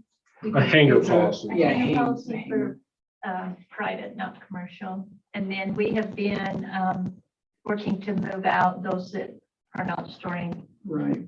planes. So to that point, that's the other thing is, do you want to differentiate private use rates versus commercial rates? So if someone's renting a hangar for just their private use at $200, you know, but someone who's doing commercial things and has a little more frequency, do you want the hangar rate to be $300? I'm just throwing another thing out in Is the there mix. anybody doing commercial?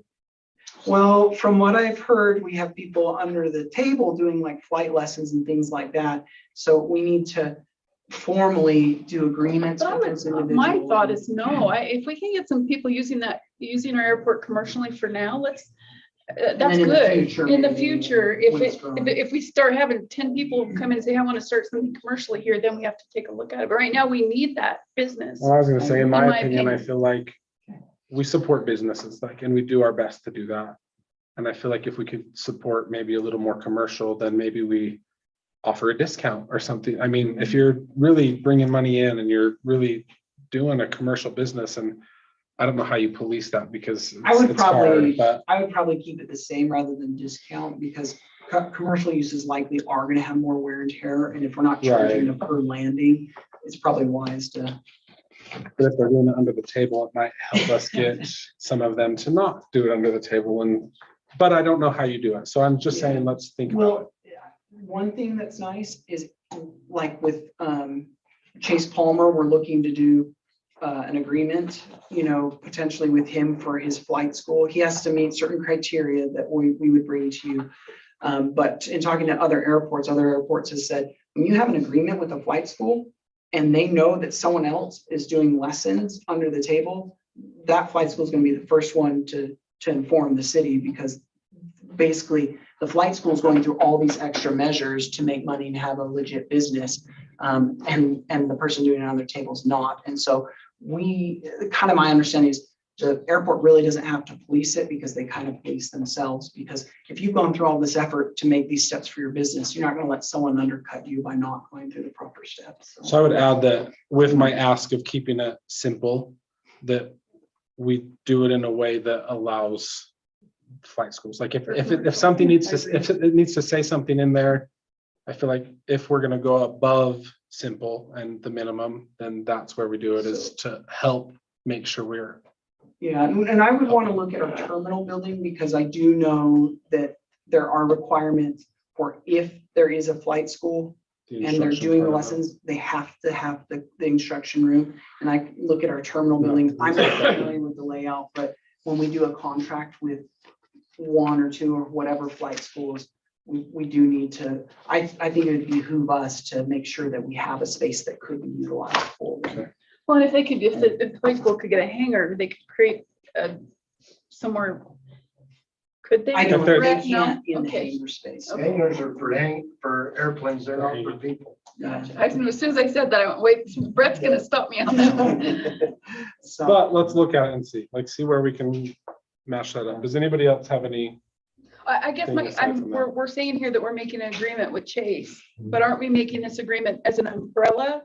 So oh, that, no, So I was this just using that as an policy- example of. I don't want to go above and beyond for Chase. Let's just make an umbrella. No, policy and that's what I'm that's- saying, not just for that situation, Oh, but okay. just Exactly. for future, like for It'll anything, cover so that we all don't have to come back and do this Yes. if something else were to come up. Yeah, and I was just using Chase as an example because the situation with him is kind of what helped this come to the forefront. But I 100% agree. I never recommend making a policy based on one business or one homeowner or whatever. Do it so that it's the same for everyone. Simple and helpful and bring in commercial. And next meeting, We'll see what we can do to get a draft. let's do our I'll best keep to you have next informed. meeting. If we don't feel like the draft is quite ready, it'll probably be the first meeting or the second meeting. I feel like we'll have Or to the hash first through it a little meeting. bit, so I think that having a base would be. What I'll do is we'll put together a draft, we'll bring it to you for discussion, so you can say, go, tweak this a little bit, tweak that a little bit, and then we'll come back to have it voted on. Well, we'll have to public because it's ordinance, we'll have to. Right, we'll go through the hoops. Yeah, and get there, exactly, but- so, But but a lot of these things in these here, we don't need. one thing that may be wise is the definition side of things, so that maybe as we expand our ordinance or our policy. But what we're saying is we'll do that if we need to. We're saying Exactly. keep it simple for now. Yeah, right. Okay. Exactly, yeah. Sounds good. So And if I anybody for has- Chase's purposes, and I think he would be okay if I said this, he is moving forward. He's found his airplane, and I don't think anything that we're gonna do because he can tie down there now, there's Right. not policies. I don't think we're hindering his operations. He would like a hangar at some point if one becomes available.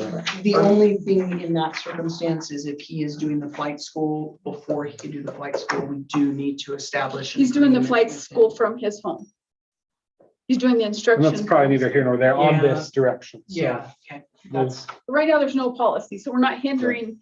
I didn't want to hold him up from starting his business, and so I don't think we're hindering him if we don't. do Yeah, that. We're good to just, yeah, we'll move forward with the direction Unless I hear here. differently, I guess I'll let you know. And then I need to circle back with him on the flight school side of it. Okay.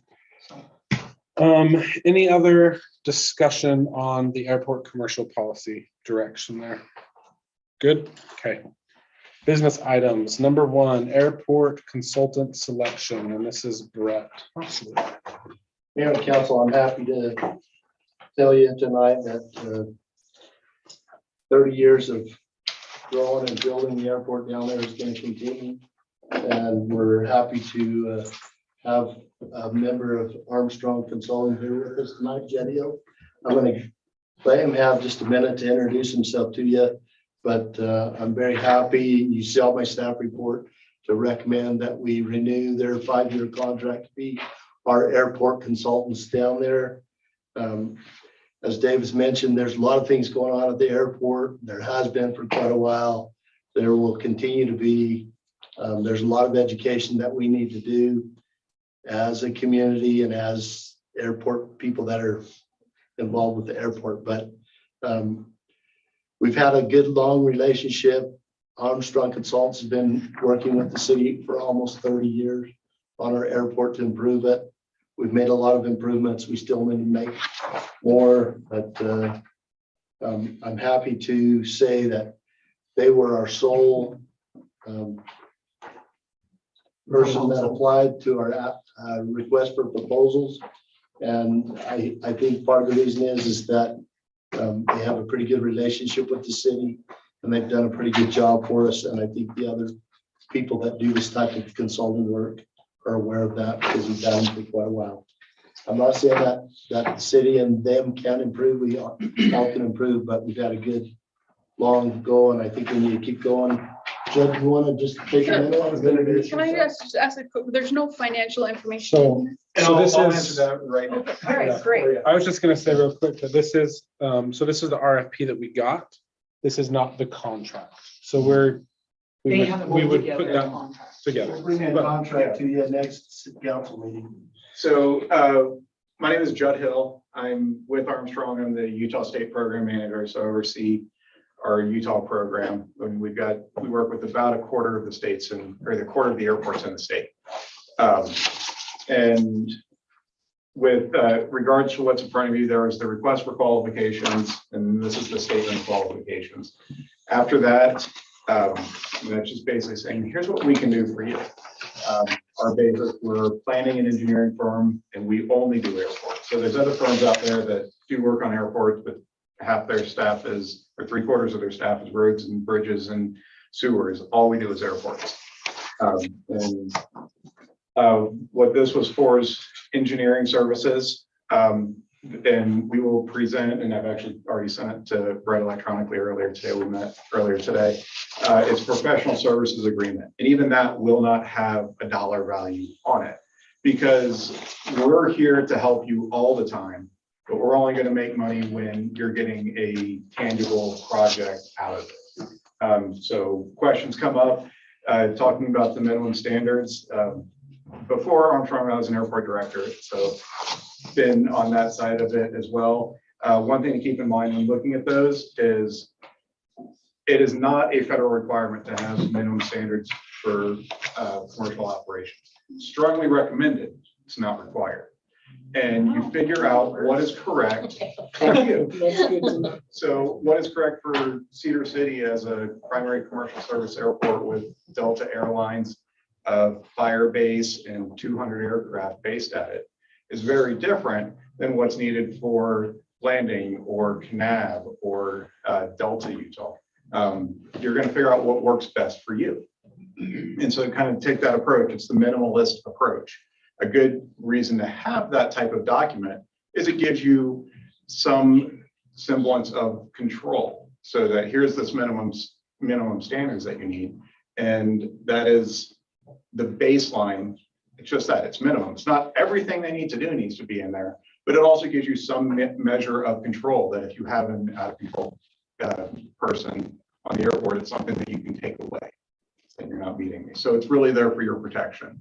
But again, it's beneficial, recommended, not required. And it's quite a process. When where I was at, it took us 2.5 years to finish our minimum standards. But commercial airport with airlines coming in and out, so different scenario. As far as our contracts, when a project does come up, there will be a task order that would be presented, and that would have an explicit fee schedule. But obviously, the cost of engineering services of redoing your runway like we did in 2018 is very different than later this year we'll be doing pavement maintenance on the apron. Will be the next engineering project that's coming up, and that's in we're a couple $100,000 is going to be coming up. Well, and that one's already been signed, so that's probably in that one. But the weather system coming in, or that'll happen in the next couple of months, and then probably in the fall will be pavement maintenance. But it's a couple $100,000 versus a couple $1 million. Obviously, the fees change, so each individual project will have a negotiated task order to go with that. So the way this works is you say, we signed an agreement with you and you agree to be our consultant, small issues, but then when the big issues come up, we pay you a certain percentage, and that's not covered in the contract? Right, because the contract has $0. It's a project-based. It's a project, so each individual project, right now, we regulated actually have. by the FAA. We have Oh, there you no go. There's those control, but- Cheryl, this is very similar to what we do with Jones and DeMille, where we have a service contract essentially, and then when we've got a project, we can just go right to them to do that project. So, I just find it interesting. We don't know what that is up front. so, yeah, and that's the way it is nationwide. So it's, right now, we have 2 different projects that we're working on. We're very close to finishing up a planning project, an airport layout plan update project, and we'll be coming back in the next probably month or 2, scheduling with Brett to have those final presentations to discuss. And then the weather station, the installation of that. So. What Brett says means a lot to us. So we appreciate that he's supportive of you and vice versa, because what he says about the airport means a lot to me. How long have you been working specifically with us down here? Armstrong or me You, personally? yeah, Me you. personally, a little over 2.5 years. I actually, I used to live in Moab. He's so sorry. You're out. I don't know how loud I can say that, but I was the Grand County the airport director. airport director down there, so he's very familiar with Utah and with what we deal with, all the government regulations. So Brett and I had actually been working together for almost 8 years, just by being neighboring airports and winning advice and coming across conferences and whatnot. So we've been interacting for many years, but I've been with Armstrong for a little over 2 years. Very good. Thank you for coming I see here. on here that Thank you're you. Utah State alumni. That's good also. Yes, we like that. He was a close candidate to be the state aeronautics director, and I was voting for him, but it didn't quite take, so we're glad to have him where he's at, because he has a lot of on the ground experience that is very helpful. I can pick up the phone and call him when I'm trying to figure something out, and it's very good to have that interaction. So, and you'll definitely have a strong team. I'm just one of, but just on between the 2 ongoing projects, the ALP and the weather station, there's 8 different people at Armstrong just working on those 2 projects that are ongoing right now. So I'm here today, but you definitely have a full team that's only working on airports and dedicated. Even to get one person to come all the way down here is good for us. Doesn't have to be coming Yeah, down. we appreciate that. No, thank you. Any other questions for them? Are you one of our daily flights in? No, I drove down. I actually needed for the planning document. I spent most of the day at the county recorder's office going through old land deeds. Sounds exciting. It was. So, with this, I mean, it's a business item. We need a motion, but what are we So asking what you're for? doing, because there wasn't a contract ready to present tonight, unlike the other RFPs here, where you're just making a motion to basically Move give. forward with the Yeah, contract. move forward with creating. I so motion. Second. Okay, we have a motion by Councilmember Perkins and a second by Councilmember Grover to move forward with this contract. All in favor? Aye. Any opposed? Okay, that's everyone. So to distinguish the next 3 items, and I'll speak on the first one. These were also RFPs that we were able to go through and get a contract prepared. So for these next 3, you're motioning to go into a contract with it rather than negotiating a contract. So the first All right, number 2 is the resolution 2-8-2022-1, and this is the attorney contract amendment. I mean, yeah, sorry, I jumped the gun on no, that. you're good. Um, Just do things. We'll do. That's good. You keep me in order. I've been reading a lot. So, and Eric Johnson is on tonight. So basically, right after you guys approved the city attorney contract and then this criminal prosecutor contract, the individual that we were going to go on a contract with criminal prosecution emailed me the next morning and said, sorry, I couldn't get on. I have a conflict of interest. So I just went back to Blaisdell Church in Johnson and said, hey, are you still interested in doing the criminal prosecution? They said yes. And they've actually been graciously fulfilling that role for us which they'll then retroactively bill. But so Eric is our primary city attorney, but he also has a gentleman, Joel Yellowhorse, that assists him with some of these responsibilities as well. I don't know if the rate's the same. There's no cost for travel. And most everything's been online and Zoom. So I don't know if you guys have any questions for me, and then maybe I'll give Eric an opportunity to speak. I just want to say thank you for doing our what is it called? Justice criminal prosecution Yeah. without a contract and allowing us to still be able to have court. Happy to help.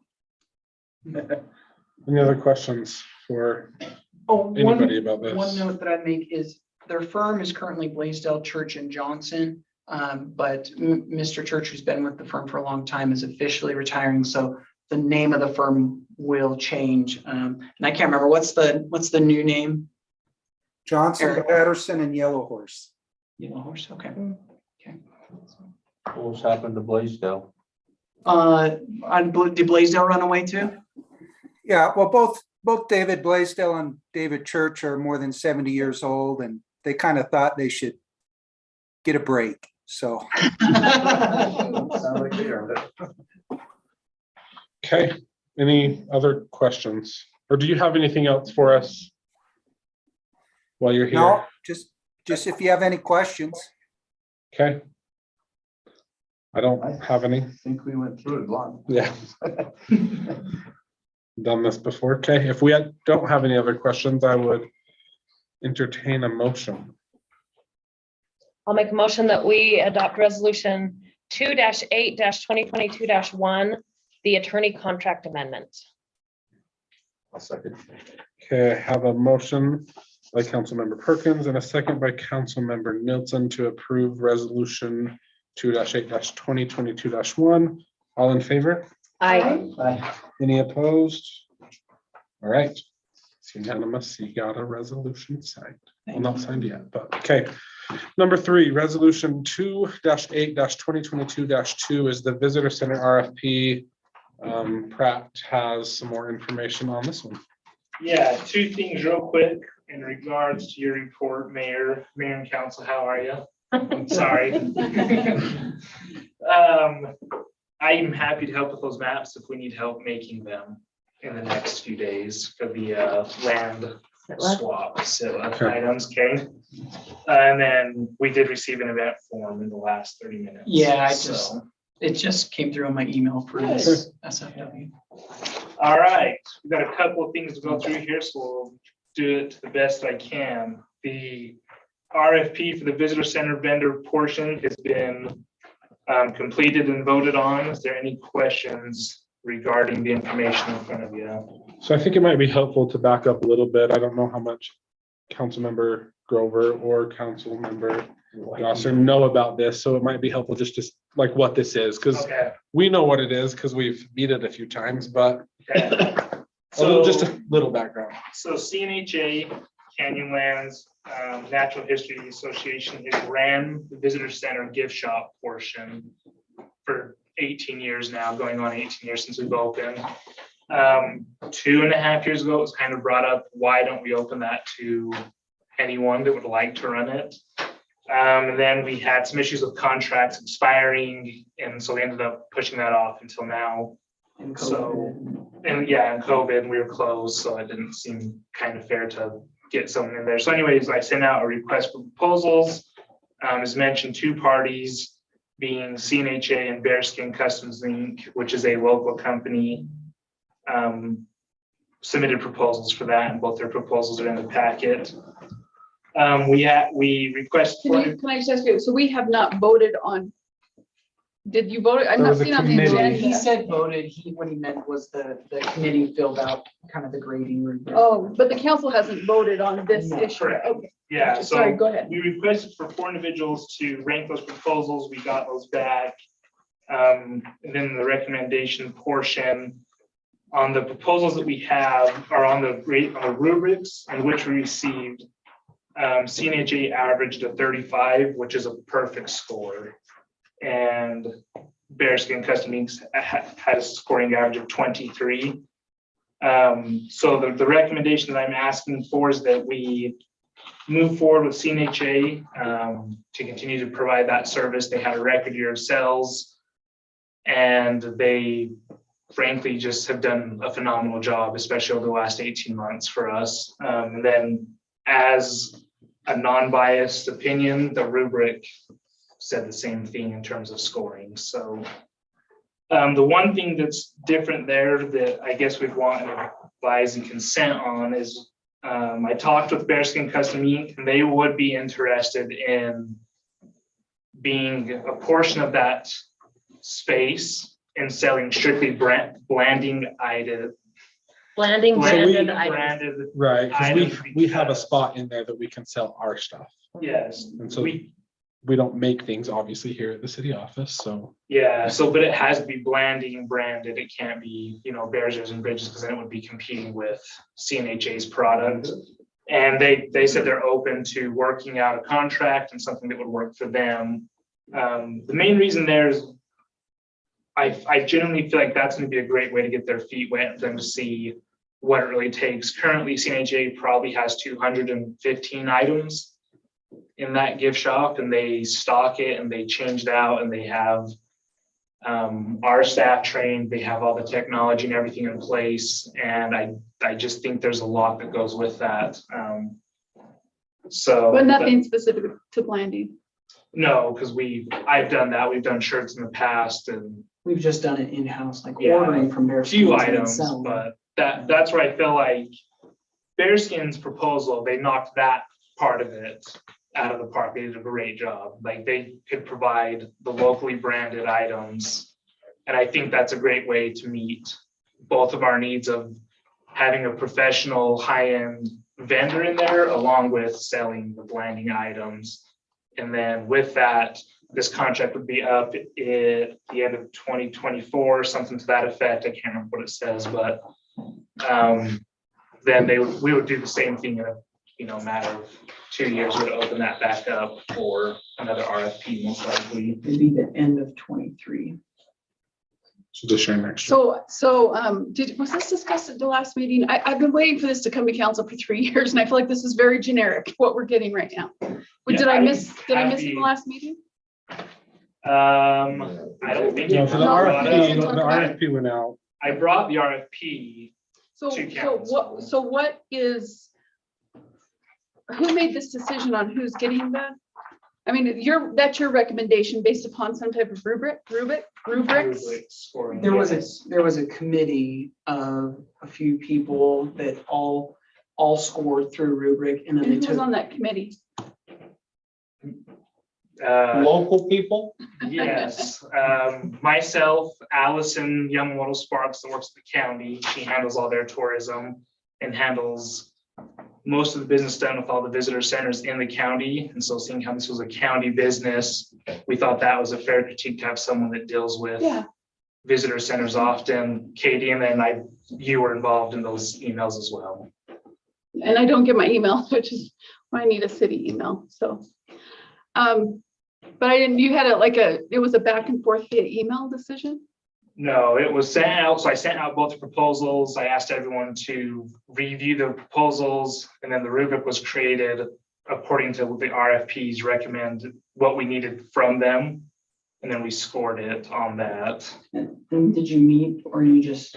We never met because You it just was. averaged the scores from the individuals. Yeah, because it was such a. Yeah, It wasn't like a close thing. It was. Correct.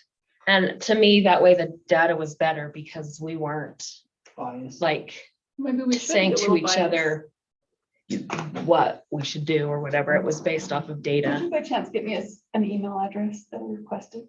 I'm writing it down to do one for you. That's Thank you. where they were sent, was to the Blanding City. I've been sending stuff to the Blanding City. I don't think it's set up yet, so I don't think I got any. So that's why it's a surprise. Right. Just so you know. That makes And I sense. apologize, I thought we had already created your blending. And maybe it is, I haven't had access to it, or Okay. I didn't know for sure if it was got information that was set up, so. If you're happy to hear my opinion, Yeah. the two notes that I took from this, I mentioned CNHA has been serving for years.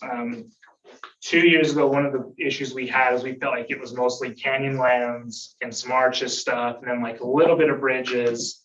And Bears was kind of getting going. You know, one of the changes we asked them to do is heavily promote the monuments closest to us.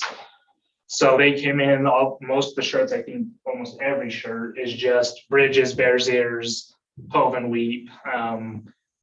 There's a few books, you know, still regarding arches or canyonlands, but that's not really who we market to a lot on the Visit Landing brand. And I mean, we saw a record year of sales, and we weren't open for 9 weeks throughout the year. So we felt like that transited toward people were getting what they wanted. So I think that does need to be considered. Then as I'd mentioned, Bearskins, their portion of we can produce the product is relatively limited to like maybe like 20 products. And again, I mentioned, CNHA has close to 215 items in there currently. And then my biggest concern was they definitely have some years of service. You know, they've ran a t-shirt shop and things of that nature, but printing and ordering and handling inventory of someone, you know, requesting 500 shirts, you order 500 shirts, you print them, you get them out.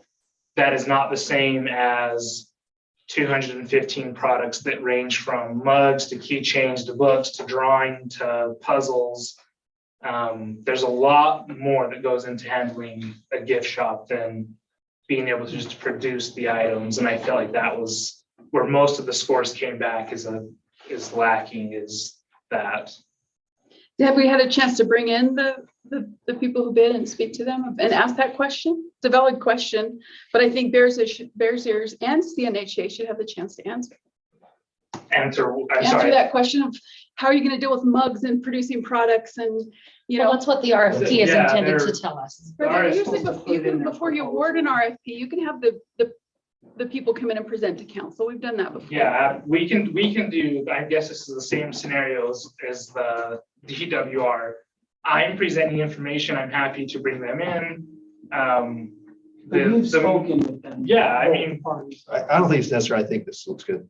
the biggest issue there was that the 3 people that reviewed them gave them a perfect score. So like it didn't seem like with the 10 pages I got from Bearskins, there wasn't any questions I had personally. So if it's to answer one question, I think we'd still possibly be wasting everyone's time. But that's my opinion. So, Perfect score with 3 people. And nobody, yeah, no Blanding product and not based in the city of Blanding. right. But that's why we're recommending working with Bearskin Customs to fill that exact void. And what did you talked to them about it and they felt positive about she, that? you know, they were generally disappointed they didn't score better, but Cindy was more than happy to discuss it and said, we're very interested and we want to talk about the space we would have and the, revenue split and stuff. But I said, let me know before tonight. And she said, yeah, we're interested. So yeah, we're done with the contract with Sunrise Outfitters in there, right?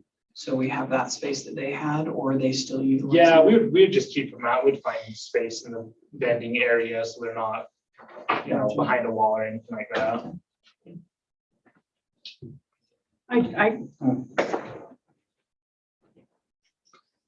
Do you feel that Bearskins can fill those needs? It seems to me that they have no way of filling all the needs that CNHA can meet. I personally don't love the product that CNHA brings in. I know I haven't seen their new stuff, all their new stuff.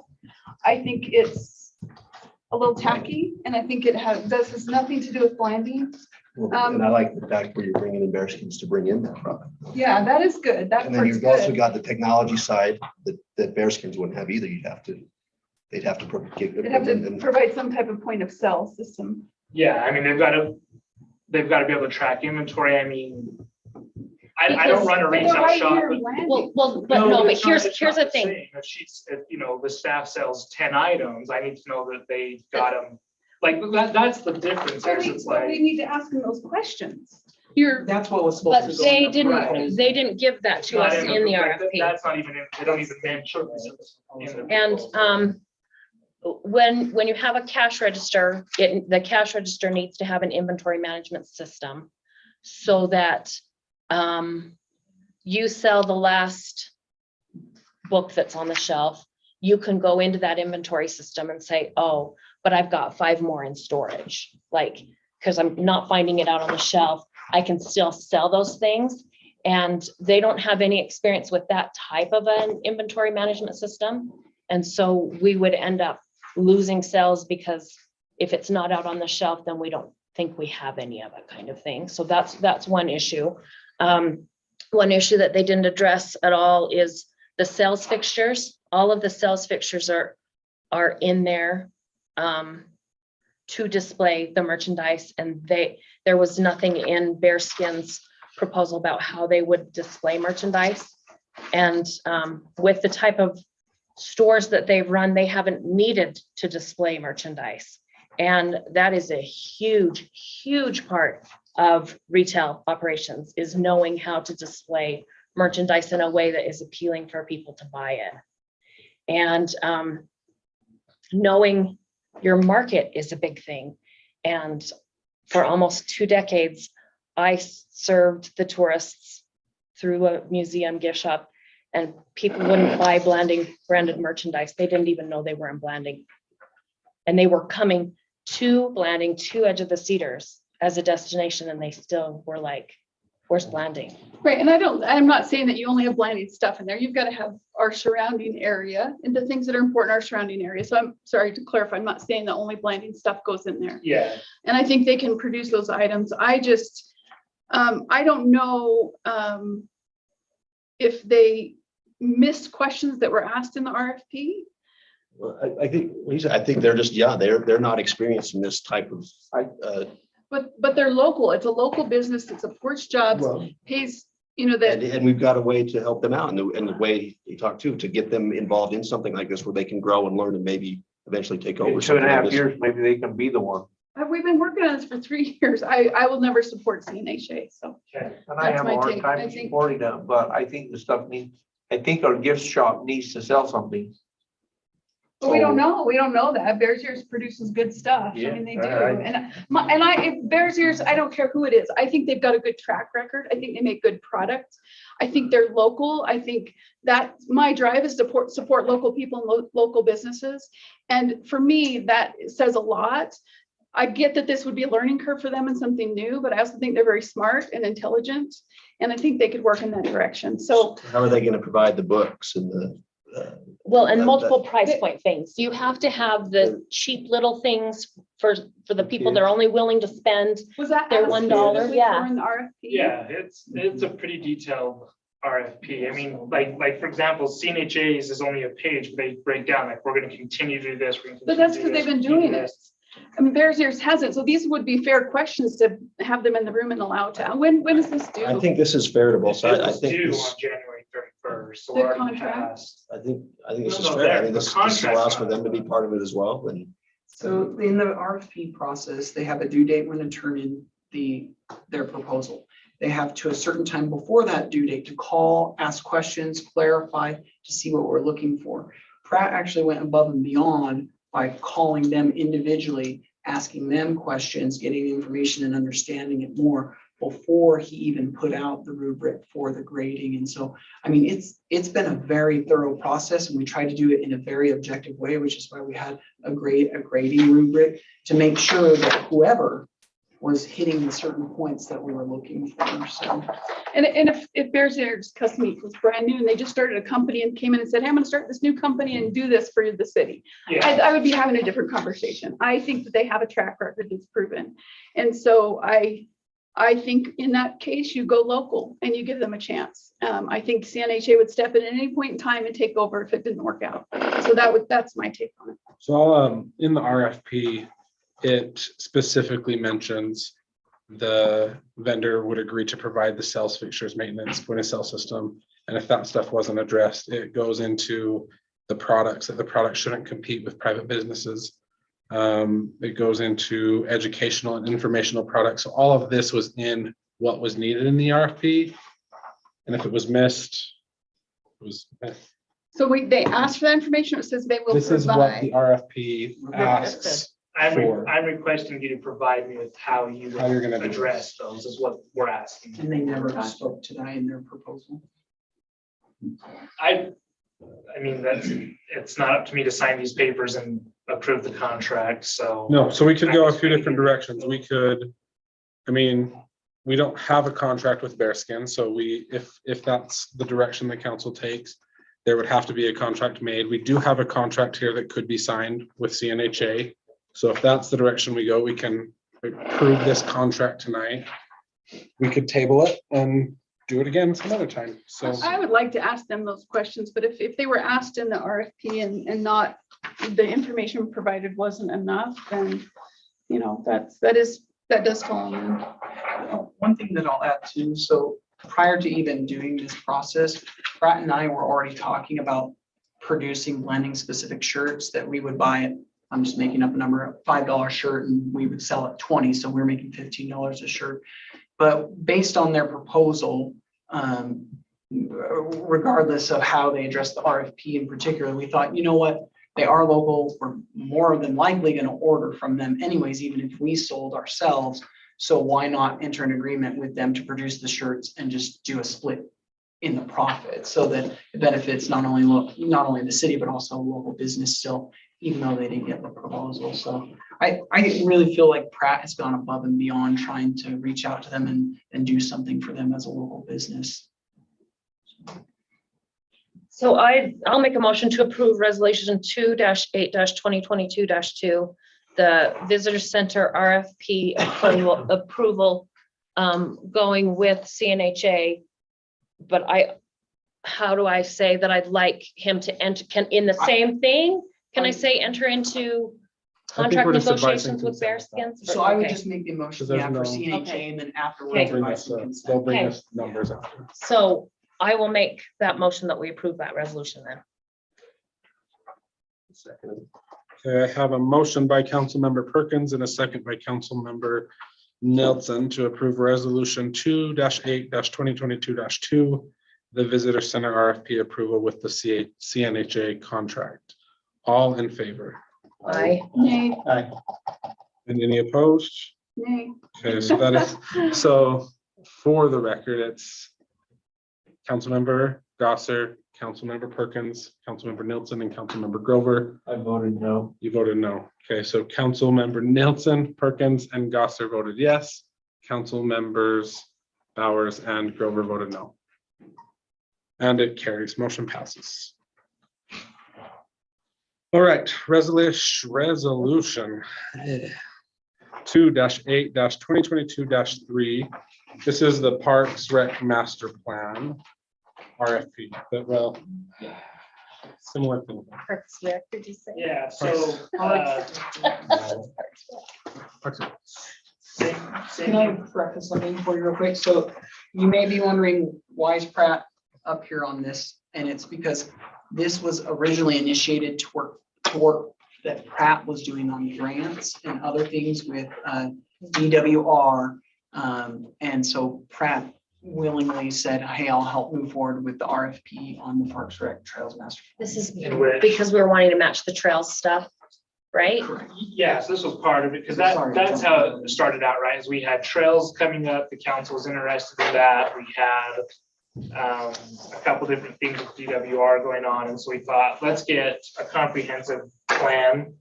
And then we realized if we're gonna spend money, let's get a full comprehensive outdoor rec, parks, everything combined into one. So that's why it's, David and I overlap in that section of trails and development and those type of things. So then moving forward, it would be all of us working together. So same thing here, we requested information from individuals. We received 4 offers, 4 proposals, sorry. And of them, we felt we did the same thing. We had a committee of 5, which was Kellen, myself, David, and Kristen. So we all ranked those 4 proposals. While Jones and DeMille, being local, was pretty close in scoring, Blue did have the highest score from average of all 5 of us. So the one thing I think really there that, our main concern is will Blue be as good as a local company, in which, you know, you can say that maybe not, but one of the things that Robert, who I've been working with up at Blue, one of the things that I pressed, and I called him the day that we voted on this, or said that we are going to at least be recommending council to approve of Blue. As we said, we expect the same treatment as any other city you work with, even though we're 5 hours away. We made that clear. That would be the one issue we would have if we felt like we were left out. There was going to be issues. Kristen had voiced some of the issues that David had with a certain rep in a different state that just kind of ignored us, and we didn't want that same treatment. So we made sure that that was a baseline moving forward with them, if approved, that. And in the expected rubric, that. everybody scored Blue low based on that line for the local appeal, but everywhere else they scored very high. Now, how much did we budget for this? I thought it was 30. Was it 50? It was 50? Okay. As a match for some. Okay, recaptures. And what did Johnson's email come back at? I only see the one. Theirs was a 67. 67, so they were about 17,000 over.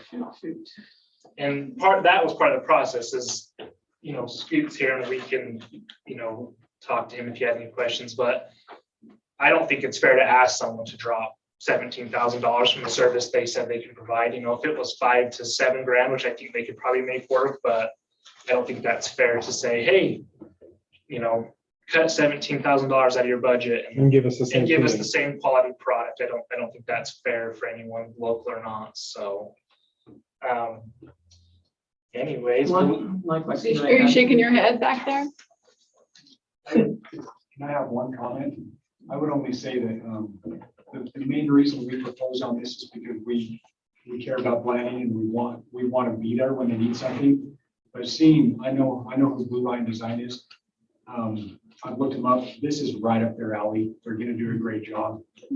No complaints from my end. Do they always put these stupid islands in their parking lots so you can't get a truck and trailer? If this is the case, I vote no. Only any parking lots you're gonna park. There is no parking lot should have a stupid island in the middle. The only 2 cars can get through. I don't care where you are, what business you're in. Everybody doesn't drive a subcompact. Hey, I will know that. Does it involve the state of Utah? I will. No, this is a private company, so. I appreciate what Scoot said, and that what he mentioned is really the real reason why Blue really shined in the rubric amongst all those that graded is this is exactly what they do. This is their expertise. Not only did they, so if you look at their proposal, they gave the proposal and theirs was at 42,000. But then in addition to that, they could also do an impact fee study for us and still be within budget. And the impact fee study is huge when we're trying to determine how do we budget for the future on recreational things, which is, as we are well aware of, has been a big discussion lately. And so that was a huge benefit that the whole committee talked about. And I'm sorry, I'm stealing the thunder. No, you're good. So same thing here. This one doesn't have any other advice. It would be just a motion to approve to get going on this comprehensive plan, Blue Line Designs. I think there's good value in what Scoop had to say, and I think coming from Scoop says a lot as well, because we have a really good relationship with Jones and DeMille. But any questions? Sorry, go ahead. That we approve resolution 282022-3, approving the contract Blue Line Designs specifically based upon the recommendation from Scoop. I second. Okay. Motion by Councilmember Bowers and a second by Councilmember Gosser to approve resolution 2-8-2022-3, the Parks Rec Master Plan.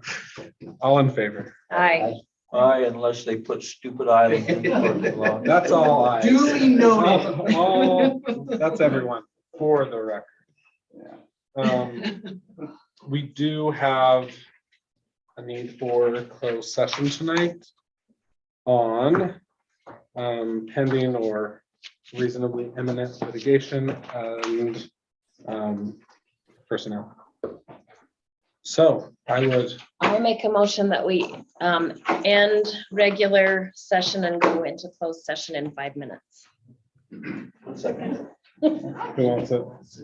Cheryl? Yeah, I don't like All right. seconding that one, but Okay, I mean, I have a motion to go into closed So session Eric, we'll, oh, go ahead, sorry. from Councilmember Perkins and seconded by Councilmember Bowers. All in favor? Okay, that's everyone. So Eric, we'll close this meeting and then open up the other Zoom link for closed session. You just have an email address, I said that's